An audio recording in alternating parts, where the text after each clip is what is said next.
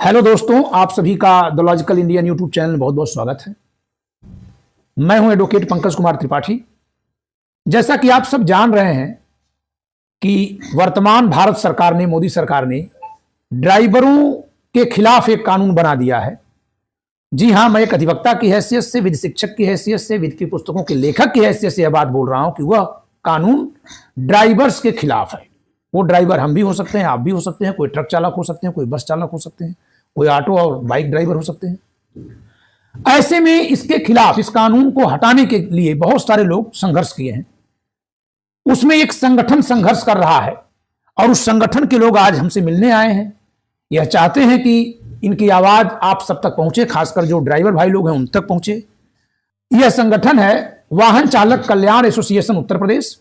यह एक संघ है, यह ड्राइवर्स के कल्याण के लिए बना हुआ है, रजिस्टर्ड है और आप सब उसके पदाधिकारी हैं। अभी ड्राइवर्स के लिए लड़ाई लड़ने के कारण इस एसोसिएशन के अध्यक्ष श्री सुरेश चंद्र यादव जी को आजमगढ़ में एसटीएफ ने उठा लिया था और इनको हवालात में रखा, इनसे पूछताछ की, बहुत तरह तरह से छानबीन की।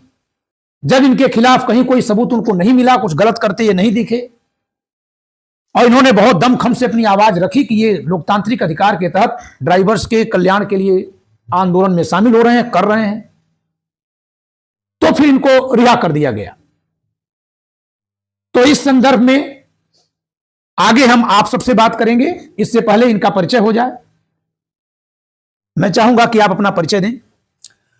मैं वाहन चालक कल्याण एसोसिएशन राष्ट्रीय अध्यक्ष सुरेश चंद्र यादव, आजमगढ़ से। जी। वाहन चालक कल्याण संगठन राष्ट्रीय सचिव आलम चौधरी, मेरठ से। मेरा सभी भाइयों को प्रणाम, नमस्कार। मैं वाहन चालक कल्याण संगठन राष्ट्रीय कानून मंत्री कैलाश प्रसाद गौतम, जो कि मैं मथुरा से बिलोंग करता हूं। मैं वाहन चालक कल्याण संगठन की ओर से सदस्य पद पर कार्यरत विजय शर्मा। मैं सीतापुर से हूँ। वाहन चालक कल्याण एसोसिएशन उत्तर प्रदेश, जहांगीर शाह मेरा नाम है। जिला अध्यक्ष के पद पर मैं तैनात हूँ। तो अब हम चलते हैं अपने उस विषय पर, उस लड़ाई के बारे में, उस योगदान के बारे में जिसको करने की कीमत चुकानी पड़ी है हवालात में रहने के रूप में। चालक कल्याण संघ के अध्यक्ष सुरेश चंद्र यादव जी आजमगढ़ से हमारे पास आए हुए हैं, तो हम इनके मुंह से ही जानेंगे कि आपके साथ क्या हुआ था। अभी 3 जनवरी को भारत के तमाम यूनियन संगठन के लोग दिल्ली के जंतर मंतर पे एक सरकार को ज्ञापन देने के लिए सभी लोग एकत्रित हुए थे। तकरीबन 80 संगठन।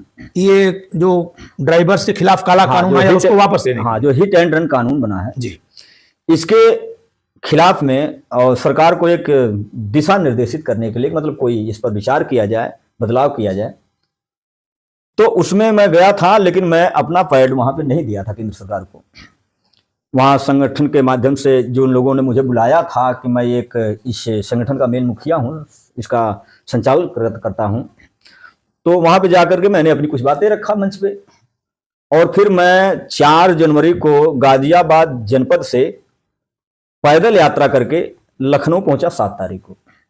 अच्छा, आपने पदयात्रा भी की है? हाँ। तो आपका पूरा संगठन किया है? हाँ, हमारे संगठन के पदाधिकारी थे, तमाम जिलों में जो हमारे कार्यकर्ता थे, जो जुड़े हुए सदस्य हैं, उन लोगों से मिलते हुए और सबसे बातचीत करते हुए हम लखनऊ 7 जनवरी को पहुंचे, क्योंकि हम विधानसभा तक जाना चाहते थे।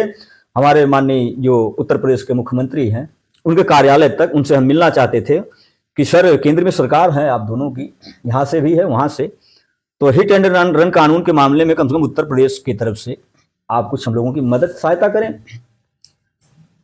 तो हमें हमारे जो रैली थी, जो हमारा पदयात्रा था, वहीं द्वारिका मेट्रो स्टेशन के नीचे ही रोक लिया गया। तमाम आला अधिकारी वहां पहुंचे, आगे नहीं जाने दिए। आगे नहीं। जो हमारे यहाँ के लखनऊ के एसपी साहब हैं वो पहुंचे, तो उनसे हमारी काफी बातचीत हुई। तो उन्होंने कहा, हमें भरोसा दिलाया कि आप अपना ज्ञापन हमें दे दीजिए, जो माननीय सीएम साहब को आप कहना चाहते हैं वो आपकी बात हम पहुंचा देंगे, उनको उस पर विचार करना ना करना आपको मैसेज मिलेगा। तो भाई, प्रशासन तो प्रशासन, यदि हमसे आप एक मुख्य अधिकारी के रूप में जवाब हमसे ले रहे हैं तो हमें भरोसा भी करना चाहिए।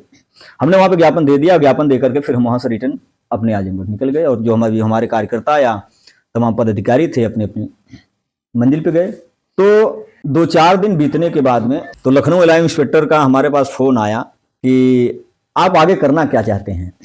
हमने कहा अभी तो कुछ करने का विचार नहीं है, क्योंकि हम सरकार को अपनी मांगों को दे चुके हैं कि सरकार इस पर विचार करे, कानून को वापस ले या संशोधन करे। क्योंकि भाई हिट एंड रन कानून में अगर ड्राइवर एक्सीडेंट करके भागता है तो सरकार सजा देगी, और यदि वहां रुकता है ड्राइवर तो आम पब्लिक उसे मार देगी। मार देगी। तो इस मामले को लेकर के हम लोग सरकार के सामने सुझाव रखें कि इसको थोड़ा संशोधन किया जाए, बदलाव किया जाए। तो इन सब के बारे में जो एलआई इंस्पेक्टर हमसे बात करते थे, तो आपकी अगली प्लान क्या है? प्लान हमारी क्या है, जब हमने आपको सुझाव दे दिया है इस पे थोड़ा सा संशोधन करें। सन 2017 से मैं वाहन चालक कल्याण संगठन एसोसिएशन को संचालित कर रहा हूँ। ये संगठन आपका कब से बना हुआ है? सन 2017 में। अच्छा, ये संगठन 2017 में रजिस्टर्ड है? हाँ, रजिस्टर्ड हुआ। तो तब से मैं ड्राइवर साथियों को जगाना, ले चलना, किसी के साथ कहीं अभद्रता हो रही है उसके लिए लड़ना, अधिकारियों से बात करना, या कहीं उनकी स्टेपनी चोरी हो गई या डीजल चोरी हो गया या गाड़ी खराब है रास्ते में, तो उसको किस प्रकार की मैं सुविधा दे पाऊं। तो जो तमाम कार्यकर्ता या संगठन के लोग जुड़े हुए हैं उनके माध्यम से, जैसे हमारे राष्ट्रीय कानून मंत्री कैलाश प्रसाद गौतम जी हैं। तो ये जो आपको गिरफ्तार किया गया है, उसमें कैसे आपको गिरफ्तार किया गया, क्या हुआ? देखिए, मैं तो घर पे अपने लेटा हुआ था अपने परिवार के साथ, अपने बच्चों के साथ। क्या टाइम हो रहा था? तकरीबन 8:30 रात को 8:30। हाँ, तो इस समय तो अच्छा गांव की बात है कि शहर? नहीं, गांव की बात। तो गांव में तो रात ही हो जाएगी 8:30 बजे। जी, देहात में। तो जो कि मेरा गांव भी, घर भी मेरा गांव में है, मैं गांव से किसान संबंधित हूँ। तो अभी हम लोग सभी वहीं से आ रहे हैं। हाँ। तो वहां पर अचानक कम से कम 20 से 22 पुलिसकर्मी एक साथ आए। तो मैं अंदर, बिल्कुल अंदर घर में लेटा हुआ था, और मेरे बच्चे बोले कि पापा पुलिस।